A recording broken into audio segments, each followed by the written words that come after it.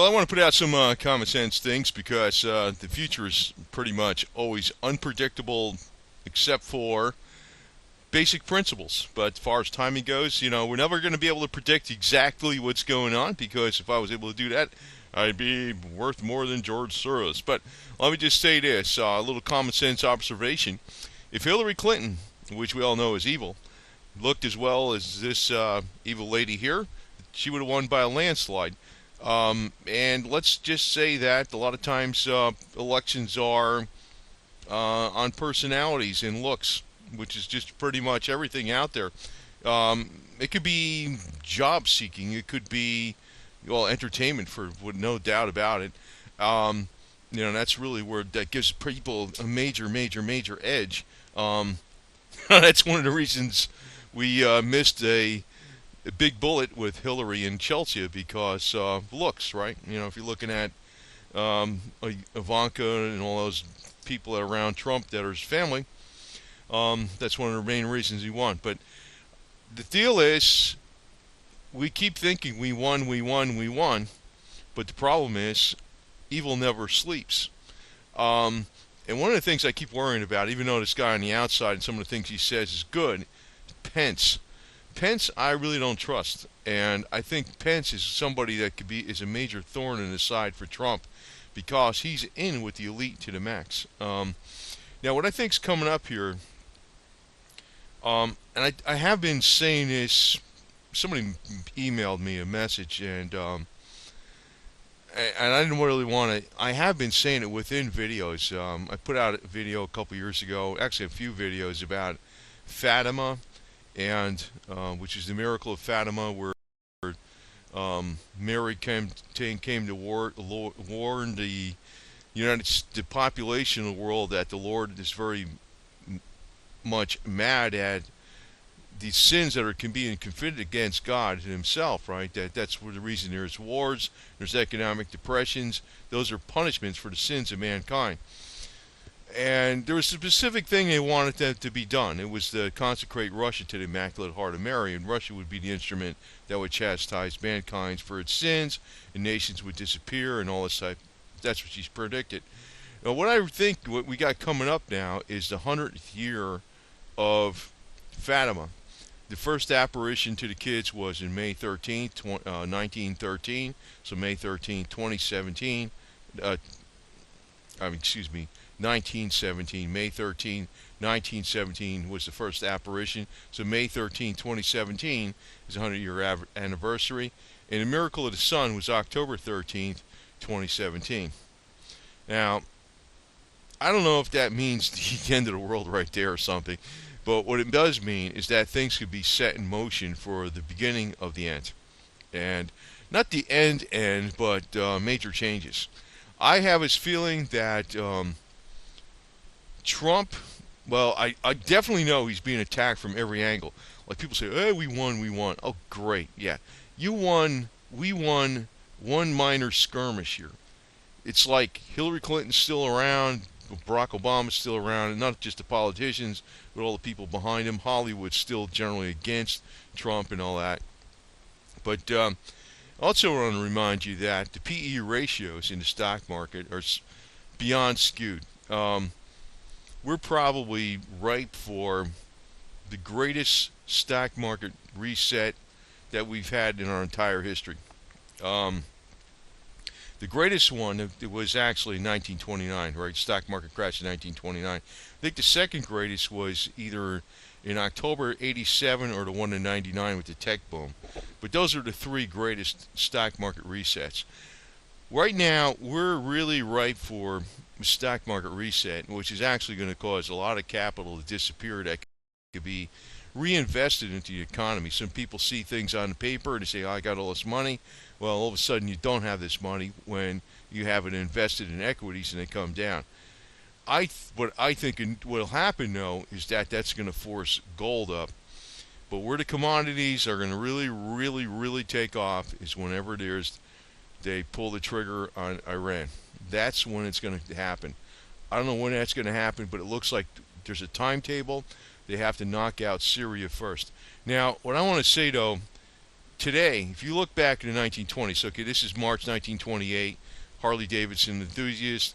The reason I'm bringing this up, if you compare this today to the 1920s, the 1920s we actually had real prosperity. The government wasn't insolvent. There was brand new techniques coming on with factory assembly lines, standardization of parts, people making things with machines, which was never done before. There was much more employment. There was unheard of prosperity. And the fact that things were being made with machines versus by hand, it seems like it would never end. Now today, there's nothing really, there's no revolution in those type of areas today where you've seen a lot more productivity as compared to what was coming up on board in 1920s. Yeah, some things are being made with robots and things like that, or computerized, but by and large, you could see most people are pretty much sitting idle playing games on their cell phone, Pokemon, and all this other kind of garbage, and they're not really producers the way they were in the 1920s, and they're nowhere near as self-sufficient. So if we actually have a problem whereby, there's a market reset, I'm not saying the end of the world, I don't want to go that far down, but if there's a market reset, there's going to be an overload of the system in the government, and the government services are actually going to start slowing down greatly. And if they don't slow down greatly, what's going to happen, there's going to be some pressure relief valve, which might be inflation of the currency.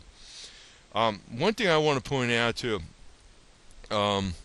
back in the last, I said this on other videos maybe a couple times, but it bears repeating for sure. Back, a lot of people don't realize the year the state sales tax was adopted. For the most part, it was in the 1930s when it really started coming on board because of the Great Economic Depression that occurred. If we have another Great Economic Depression like this again, I'll guarantee you the government rackets, they will not want to start losing their income. They'll find ways to tax people one way or the other. They'll take the money one way or the other. The government is the last to fall. It is a racket unto itself. It's this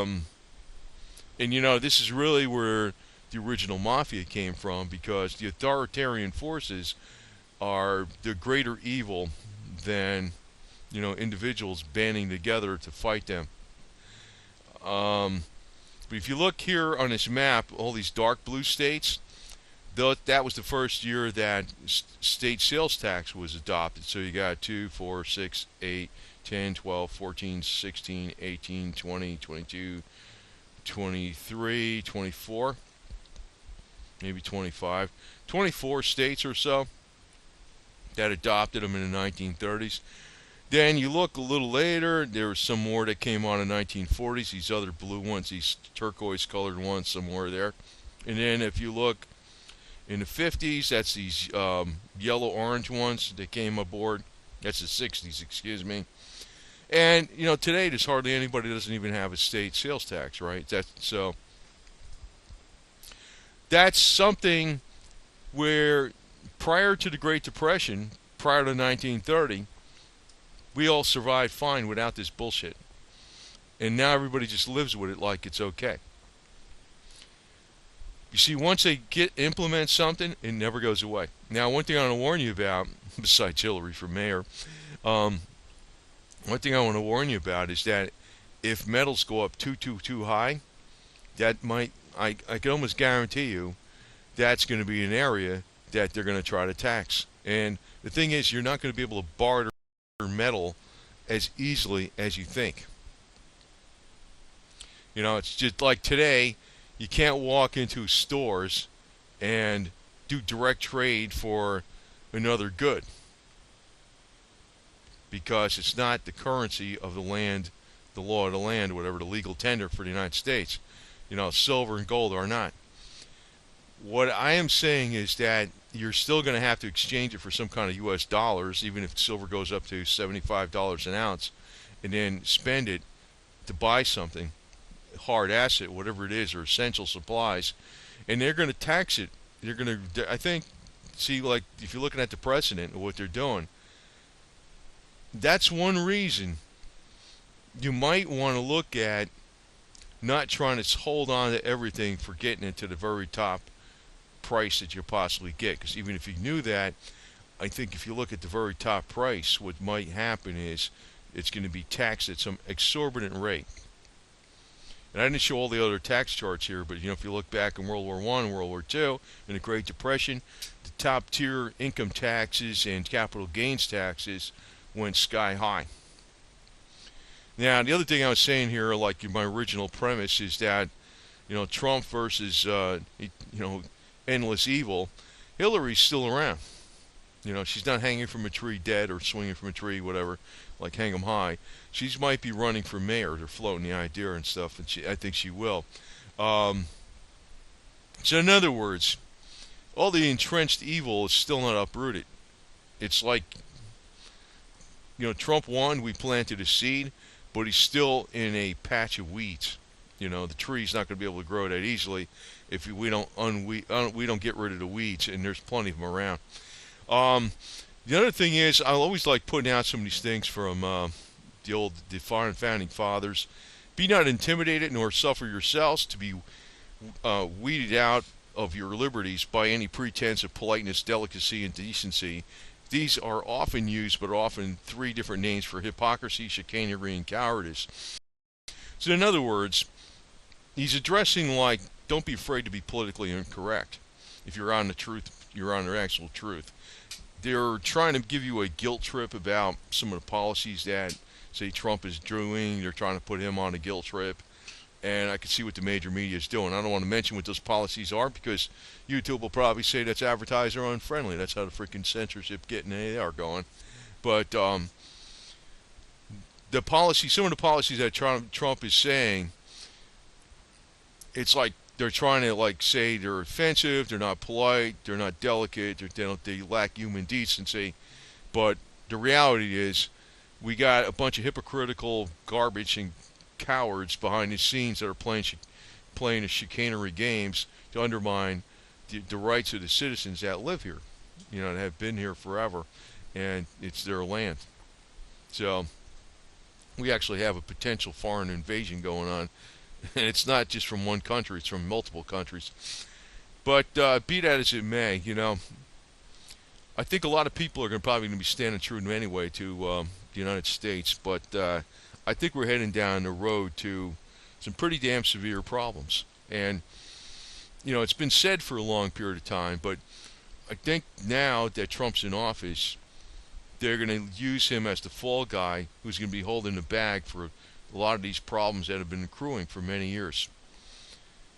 I'm not sure what would have happened if Hillary was in office. I know she'd bring in probably 700,000 radical Muslims or something like that. That would freaking screw things up pretty quick. But the other side of it is too, sometimes I wonder if these elite actually know what the hell they're doing. They are so unhealthy, so much immersed into drugs and illicit sex and cowardice that I don't think they're as smart as they think they are. They live in a bubble, a cocoon by themselves. Whereas Americans, for the most part, are in the real world. Like old girl here, she's, you partake in the real world. You have more common sense. So in a lot of ways, I don't think they really know what the hell's the elite. They really do know what the hell they're playing, what games they are playing, where it's going to really lead them. Now, I just want to mention something else here. One of the things that is also a indicator of a lack of freedom where you live is not just taxes, but also property taxes. Property taxes are basically rent you pay to the government to allow you to live on your land. That's what the hell it is. If you don't pay them, all of a sudden your property goes up for auction, right? And if you look at the number one worst state for property taxes is New Jersey. New Jersey. So that tells you quite a bit right there. And, Illinois, Chicago area number 2, and Connecticut is, I think that's number 4. In New Hampshire, New Hampshire's number 3, but they offset it with a lot of their taxes are extremely low. They don't have a state sales tax or state income tax for all practical purposes. But when you have sky-high property taxes, it's a good indication that you're living in a totalitarian state. And if you are there when there are severe economic problems. There's going to be certain states that are going to be worse to live in than others. Now, if you look out west, yeah, they're pretty low, right? They're pretty low. Um, most likely be better off living out west if things are going to, or maybe even West Virginia. West Virginia is pretty damn low too. But if you're looking at what's a great indicator of how totalitarian the state actually is, look at their property taxes. Your property is supposed to be, you know, your land, your like little mini kingdom, but in a lot of ways it's a serfdom. It's the plot of land that the government allows you to have, and you have to pay them a certain amount, which means that, you know, if you don't pay that amount, you're out, because then in effect it makes you a renter. Now they have this in every state, but it's on different degrees. So I want to point out, like, some of the worst states, well, like some it's a little bit off because New Hampshire and Texas have high property taxes, but they're offset by other taxes that are extremely low, and they have a lot more freedoms in other ways. But in certain states like New Jersey, Connecticut, Illinois, it's, you know, mainly the Northeast, you can figure that when things go down with the high population, these are going to be the most totalitarian states going, where there's a real dense population, real high taxes, not just property tax, but sales tax and everything. That's a good indication of how bad things are going to be.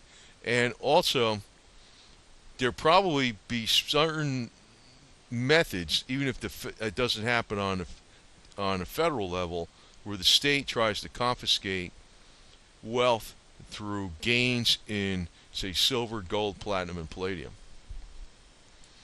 So, just warning you, where your location has a lot to do with how well you're going to survive the next calamity, whatever happens. And, you know, it's going to happen. I'm not saying it's a doom and gloom thing, but it's an ongoing thing that's been brewing for a long period of time, and I'll get into another chart that shows you why that's going to happen. But people that are very hands-on, that can do things on their own, and not just, you know, if you're an accountant or a CPA or an attorney or a doctor. Well, a doctor might have a one-up on all those other people because they might know some things that are important in the real world. But if you're a professional and you don't know the hands-on the redneck type things, the MacGyver type things, people like you are going to be sunk.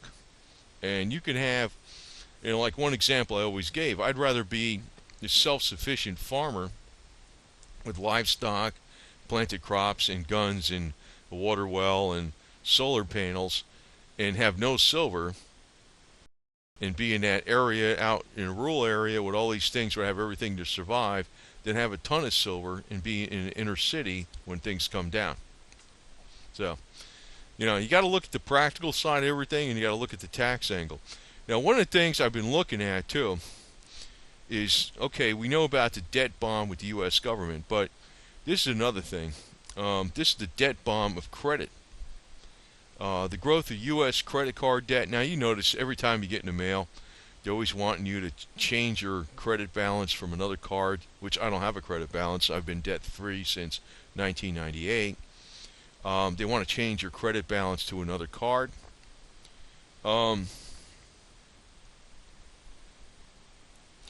They want you, you know, to sign up for a lower rate or whatever, or they want to give you credit on something or whatever. They're always in the market to do this. Now, if you look at the average household out there, and this chart, I don't know if it's very clear. The beginning of it goes back to 65, and it goes in 5-year increments. So it really started picking up here, say 1977, 78, and then I guess early 1982, around there. That's when it started going up this big long cliff here. And you could see there was another time in the early 90s where it started accelerating under the Clinton administration. Now, it's dropping off recently because people are tapped out on credit. You see, credit is all based upon an underlying asset. There's no more underlying assets to freaking issue more credit. And the other problem is it went down here because a lot of this credit was issued partly due to the inflation of, or the going up of housing prices. And if you look in 2008, 2009, that was, well, actually beginning of 2007 was the beginning of the crash of the housing market. And you can see that's where it leveled off here. And what happens in an economy when you have an economy starts going stagnant, you also see the property values start going down.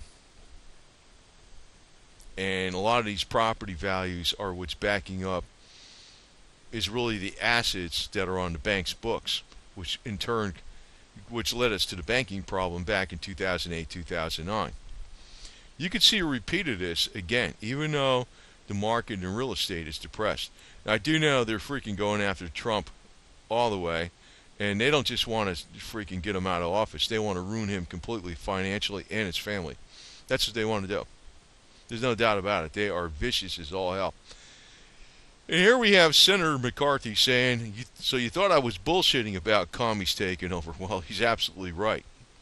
If you look back at the House Committee of Un-American Activities back in the early 1950s, they were thoroughly right.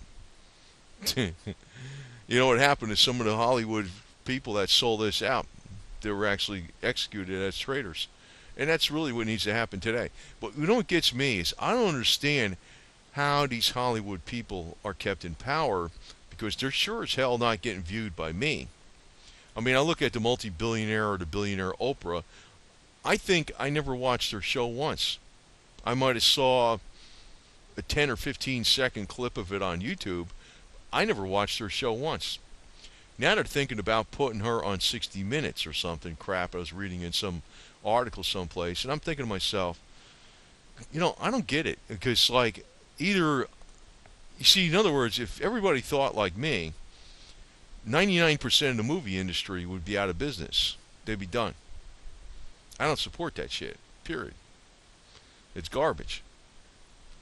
So when I look at what's going on with, the major media and Hollywood and how they're influencing everybody, I realize the only reason they can influence people is because people are actually supporting them one way or the other. They're actually into their entertainment, which I'm not. I don't give a damn.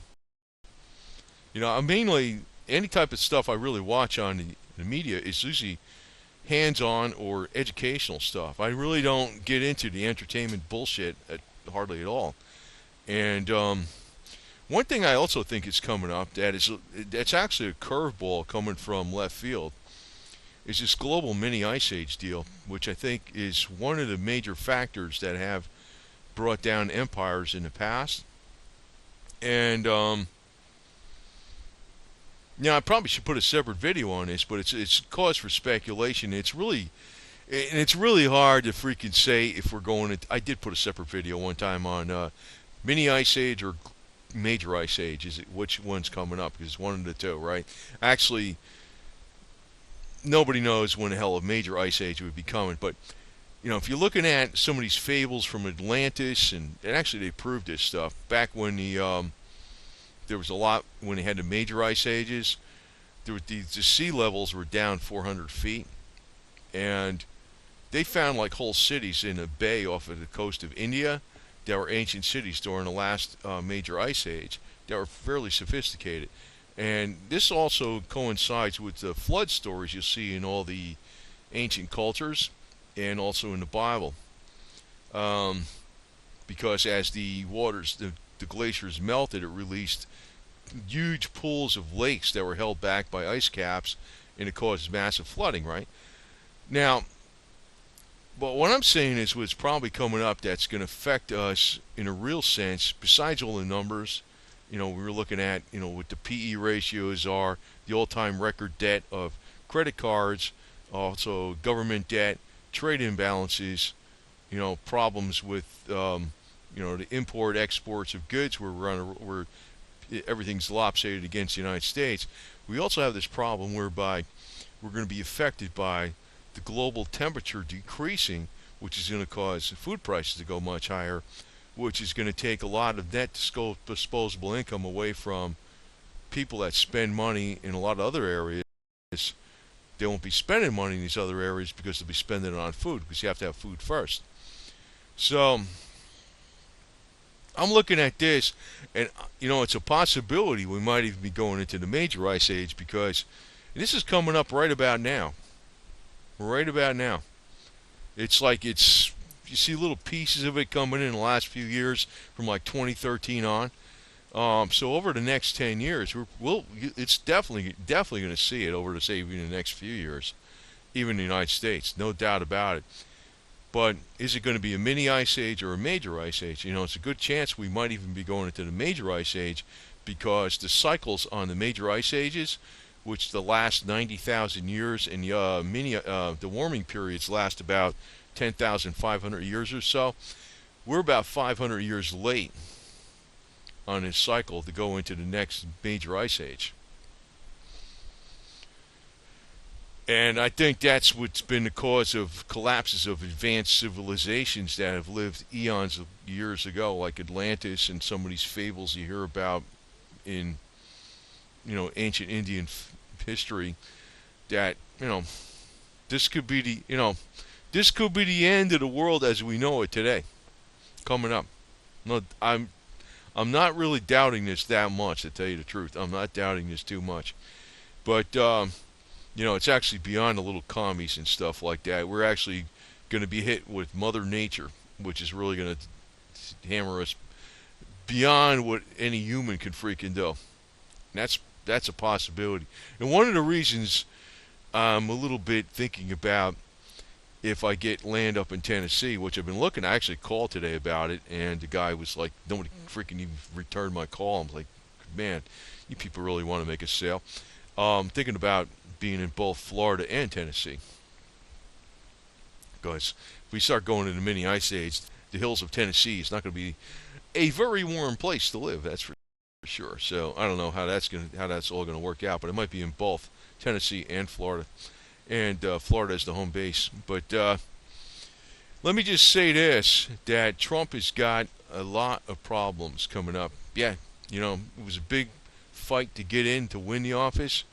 But now that he's in office, for one, I don't trust this guy Pence. He's a globalist to the max. He's a go along to get along Mitt Romney type. I mean, maybe he's not as bad as Mitt Romney, but he's of that type. And you still got the entire Bush family, especially like Jeb Bush, wanting to get back in with a very important position of power. And you still got Hillary Clinton on the loose trying to be mayor of New York City. So evil never rests. And evil never rests. It never does. It never does. And, it's a game. It's a game whereby you got to remember that a lot of things are by who you like and who you don't. And a lot of who you like and who you don't is based upon charisma, personality, and charm, and also looks. And if you have all those things, like I said, if Hillary Clinton was saying the same thing and she was out there politicking in this dress and she had a body like this, I think she would have won by a landslide. Even if she said the exact same thing she was saying. That's the reality situation. And people can't see the inner core of what people are really about, which another thing that brings up another subject about Hollywood, because a lot of these best-looking Hollywood people are the scum of the earth. They're evil and rotten right to the core. I don't support them at all, not at all, not in the least. But we have some major changes, possibly the beginning of some major changes coming up this year. Now I'm a little bit. I did dump a little bit of Palladium. And I might dump a little bit more because I'm afraid that Palladium being a 95% industrial metal, when the markets come down, Palladium's going to get hit like crazy. um, but gold might not at all. But eventually, I think palladium is going to be worth more than gold. So that's a little bit just common sense speculation. I want to go throw that out there in the end because, and that's one of the reasons why silver is so damn unpredictable, because it's linked to gold, but it's also linked to as a commodity and industrial metal. So sometimes there's a lot of factors that affect the economy. Fear could bring gold way to hell up. But the problem is fear, which knocks down the markets. Markets are industrial. Silver 60, or some I forgot how much percent is industrial, but it's still an industrial metal. It could be affected by the industrial side of its hat. At the same time, it could be affected by the gold attachment side of its character. That's one reason you really can't predict it absolutely. But the one thing I think the silver has an ace in the hole, no matter what, is due to the medicinal benefits. Silver is the only precious metal out there that has serious medicinal benefits. And if everybody freaking figured that out, and everybody had these colloidal silver makers and colloidal ionic silver generators in their homes, there'd be such an astronomical demand for silver that it would probably go up to $100 an ounce just due to awareness of medical benefits. But of course, there'd be loads of freaking people on the internet, doctors and other crooked freaking pharmaceutical agents of the pharma, that would be telling you otherwise, not to do it. But reality is that it does have tremendous medical benefits, and it works tremendously well as an antimicrobial. So I wish it would work against Hillary Clinton, who just put some silver on her, and watch her melt like a witch. But that's just be nice. But the thing is, you have to remember that patience is the key too. And while you're being patient, do not put all your eggs in one basket. I know I don't have any attachment to silver bullion dealers or at all. Mike Maloney does, and a lot of I think Morgan does too.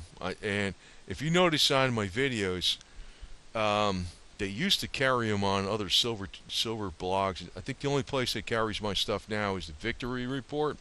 But as soon as I started putting out stuff that was pro-Confederate flag, which is really the basis of our Constitution and the Revolution of 1776, a lot of these other silver bloggers, channels, whatever the hell they are, and websites, they stopped carrying my videos, which was like SGT Bull in particular.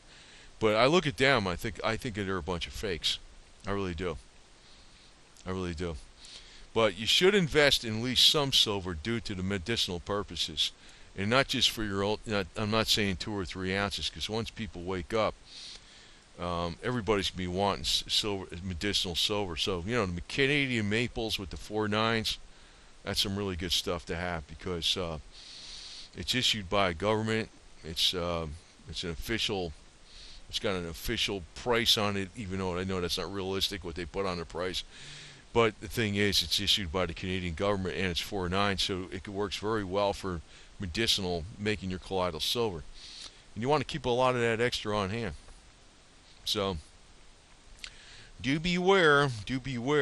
I think the beginning of the end is getting here pretty soon. I know there's been predictions about the Mayan calendar in 2012 and all that garbage, but they could have been off a little bit. That's the way I look at it. Maybe they do know what the hell they're talking about. Maybe they're off a little bit, or maybe we don't have the Mayan calendar just right. Because I remember back in 2012 they were talking about the end. Well, I'm looking at, not from religious purposes, reasons, or Mayan calendar purposes. I'm just looking at how much taxes these jackasses put on us over the last umpteen decades that have been adding more and more and more to. All the regulations they're freaking adding to everything. And, regulations are like another tax roll. All the cops are out there ready to bust you over your, what fish you caught in the lake or something. And you also have the government debt bomb, the trade imbalance, more and more people living on, food assistance.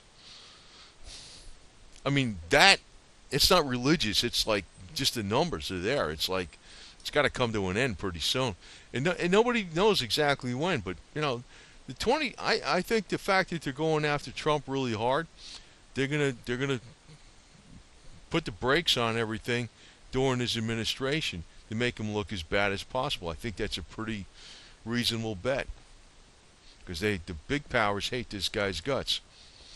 And we're just sitting on the time bomb with all our debt we got. It's personal debt, government debt, corporate debt, you name it. And the corporations don't give a shit. If the Americans don't produce, they just go somewhere else. They go for the cheapest labor. They don't give a shit. They don't even give a shit about going to China. They'll go to Vietnam or Cambodia if the labor's cheaper there, or India. That's what they do. That's what they do. So I think, from a practical standpoint, and just looking at the numbers and reality situation, what's been going on, and it's been going on not just for the last few years, but it's actually been going on for decades with taxes and all this other shit. Taxes is theft, regulations and rules, and government getting involved in all the families and the kids and all that kind of garbage and fining you for this and that. Well, the add all add up. Hey, the end is near. There's no doubt about it. And the only people that will want to keep their rackets going are people attached with the government.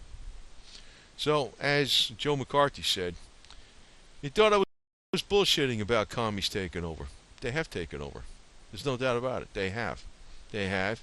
And it's just a matter of how much longer the resources are going to be there to keep these jackasses in power. And the only way it's going to happen is to be undone. It's just going to have to, the golden geese that are laying the golden eggs for these commies are going to have to stop producing as much for them or whatever, and then it'll go away.